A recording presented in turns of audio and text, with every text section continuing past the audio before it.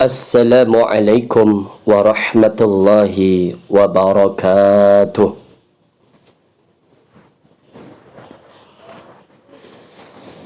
Innal hamdalillah nahmaduhu wa nasta'inuhu wa nastaghfiruh wa na'udzu billahi min syururi anfusina wa min sayyiati a'malina.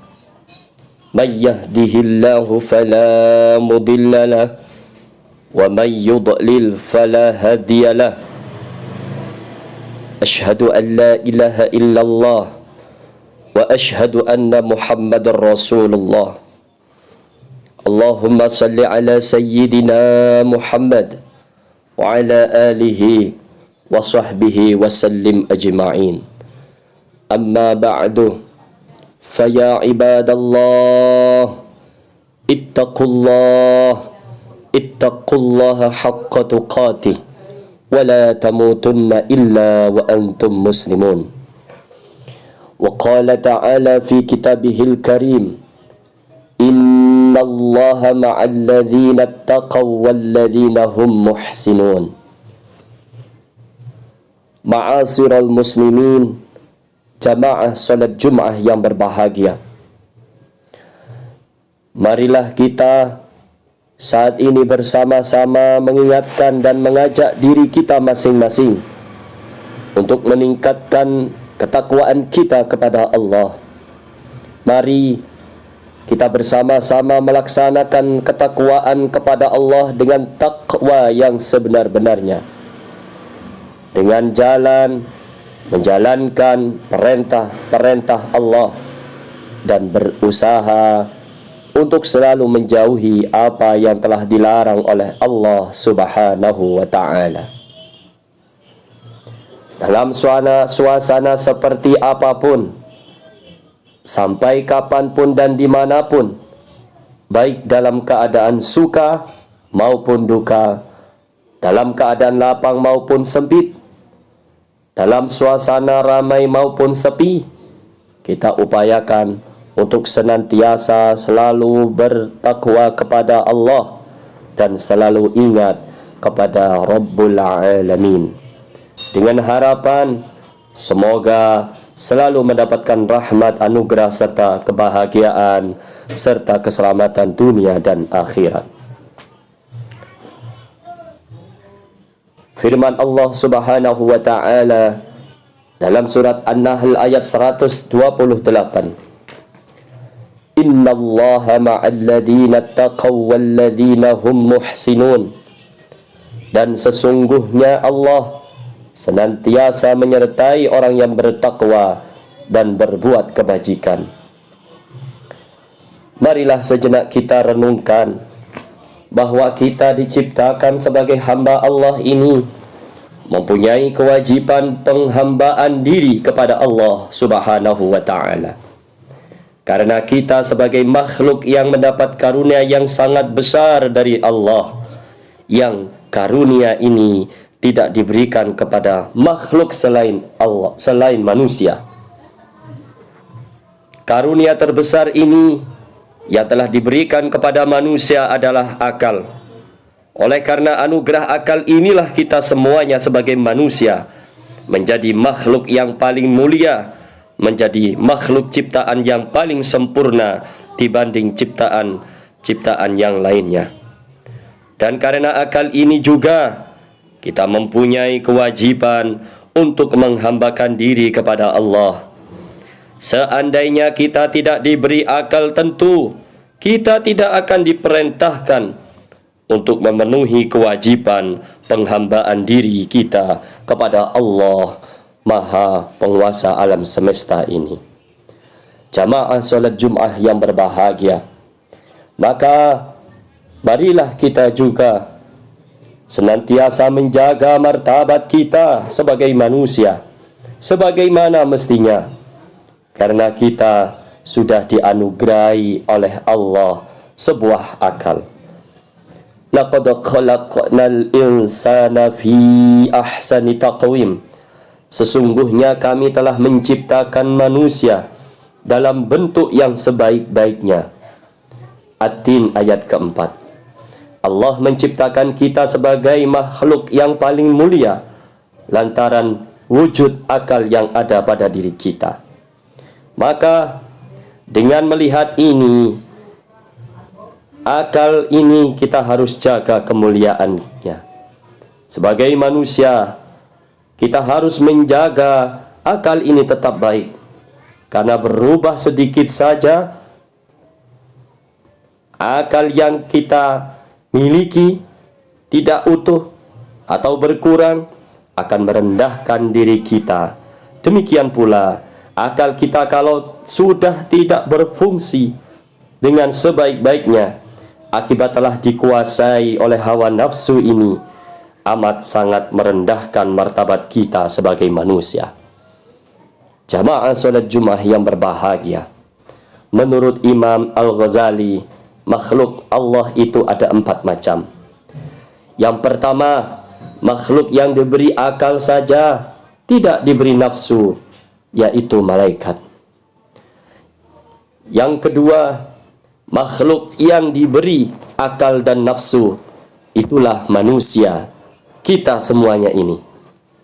Yang ketiga, makhluk yang diberi nafsu saja, tidak punya akal, yaitu hewan yang tidak pernah tahu akan aturan, seenaknya saja dan lain sebagainya. Kemudian yang keempat, makhluk yang tidak mempunyai akal dan nafsu, yaitu benda mati. Jamaah salat Jumat yang berbahagia, karena kita diberikan akal, maka Allah juga memberikan 3 dimensi waktu kepada kita manusia semuanya. Yang pertama, dimensi masa lalu. Manusia memiliki keunggulan daripada yang lainnya. Manusia mampu mengingat pengalaman-pengalaman yang telah terjadi di masa lalu. Manusia mempunyai kemampuan untuk mengingat kembali apa yang telah pernah dilakukan. Manusia diberikan dimensi masa lalu, bisa dijadikan untuk sebagai pelajaran yang paling berharga dalam kehidupannya. Yang kedua, manusia memiliki dimensi masa kini. Saat ini kita hidup pada masa kini.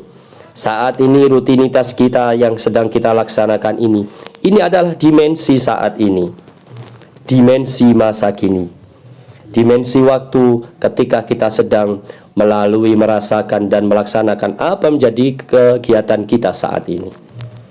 Yang ketiga, dimensi masa depan. Manusia mampu melihat, merancang dan berkeinginan, mempunyai angan-angan, memiliki cita-cita kedepannya harus seperti apa dan harus bagaimana dan bagaimana. Inilah kemampuan manusia untuk melihat dirinya di masa yang akan datang harus seperti apa. Manusia bisa menyusun rencana sesuai apa yang menjadi keinginannya.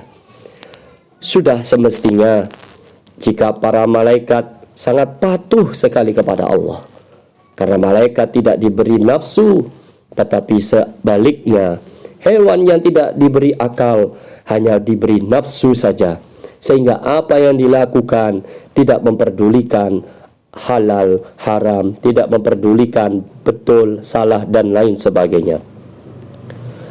Tetapi manusia, kita sebagai ciptaan Allah yang paling sempurna, akalnya sempurna, tentu akan dituntut oleh Allah Subhanahu wa ta'ala dari setiap yang telah diperbuat di masa kehidupannya di dunia ini. Thumma radadnahu asfala safilin. Surat At-Tin ayat kelima. Kemudian kami kembalikan dia ke tempat yang serendah-rendahnya atau neraka. Manusia yang demikian ini karena telah lepas dari sifat insaniyahnya. Hewan melata itu lebih mulia daripada manusia sebagaimana firman Allah tersebut. Akan tetapi jika manusia dapat memenuhi sifat insaniyahnya sebagai hamba yang patuh, yang menempatkan akal sebagai pengabdiannya kepada Allah Subhanahu wa ta'ala, dan selalu beribadah dan selalu ada upaya untuk takut kepada Allah, menaati apa yang telah diperintahkan dan selalu berupaya untuk selalu menjauhi apa yang telah dilarang oleh Allah, manusia yang seperti ini maka menjadi manusia yang lebih mulia dari para malaikatnya Allah Subhanahu wa ta'ala. Hidupnya, kebahagiaannya akan selalu mendapatkan kebarokahan dan kemakmuran sebagai balasan dari Allah Subhanahu wa ta'ala.